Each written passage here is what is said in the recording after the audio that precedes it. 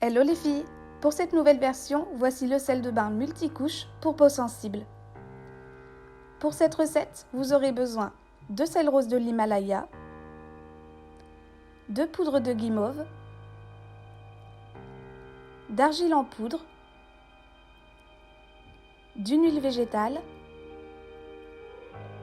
d'une fragrance ou d'une huile essentielle, d'un contenant hermétique,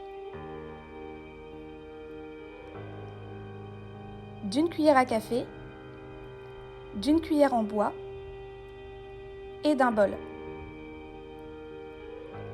Commencez par ajouter le sel rose de l'Himalaya. J'y incorpore 5 cuillères à soupe. Bien sûr, vous pouvez ajuster les quantités en fonction de la taille de votre contenant. Le sel rose de l'Himalaya a des propriétés exfoliantes, détoxifiantes et reminéralisantes. Il a également des vertus relaxantes et apaisantes. Ensuite, ajoutez-y une cuillère à café d'une huile végétale en fonction des besoins de votre peau. Moi j'ai choisi celle d'amande douce car elle convient à toutes les peaux, surtout aux peaux sensibles et sèches.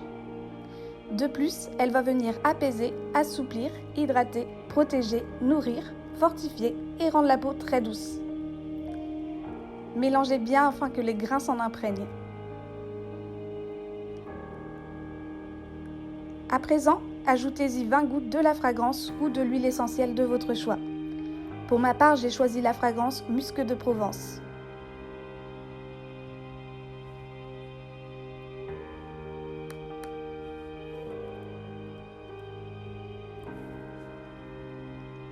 Et mélangez de nouveau.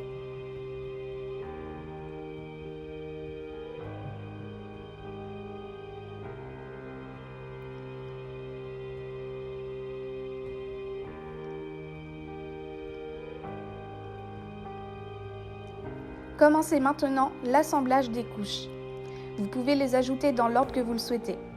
Pour la première couche, je suis partie sur la préparation de sel.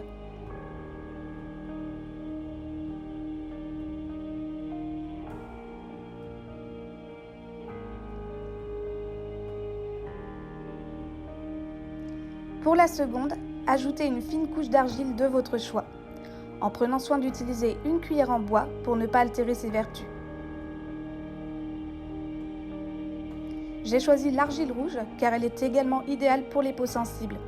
Elle va capter les toxines de la peau et la nettoyer, ce qui va détoxifier, adoucir et purifier celle-ci.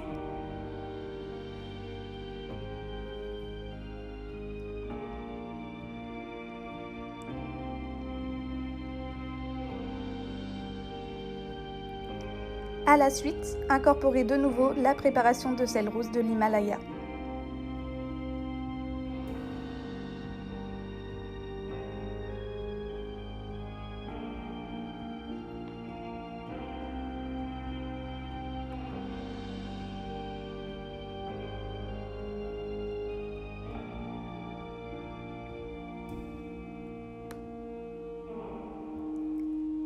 Ensuite, ajoutez une couche de poudre de guimauve.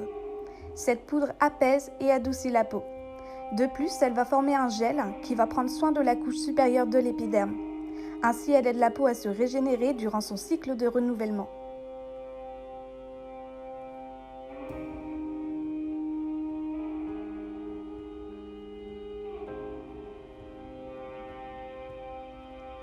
Et pour finir, puisqu'il reste de la place dans mon contenant, je termine par une dernière couche de sel rose de l'Himalaya.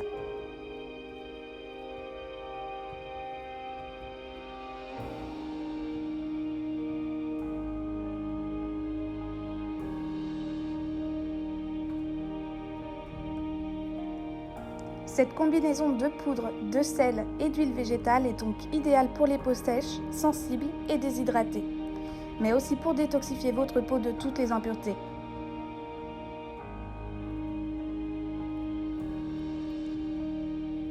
J'espère que cette recette vous a plu, je vous dis bonne préparation et à très vite!